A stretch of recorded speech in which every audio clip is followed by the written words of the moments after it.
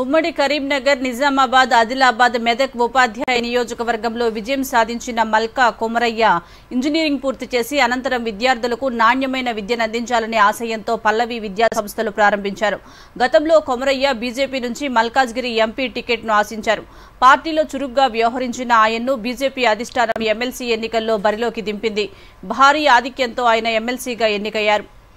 ఎమ్మెల్సీగా విజయంతో తన బాధ్యత మరింత పెరిగిందని మల్కా కొమరయ్య అన్నారు. కరీంనగర్ కలెక్టర్ నుంచి విజేతగా ధృవీకరణ పత్రం అందుకున్న తర్వాత మీడియాతో మాట్లాడారు.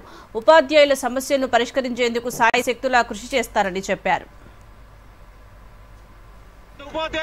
టీచర్స్ అందరూ నాకు చెప్పింది నమ్మకం పెట్టి వాళ్ళందరూ ఓట్లు వేసి మనం హైయెస్ట్ మెజార్టీతో గెలిపించినందుకు వాళ్ళందరికీ కూడా ధన్యవాదాలు తెలుపుతున్నాను.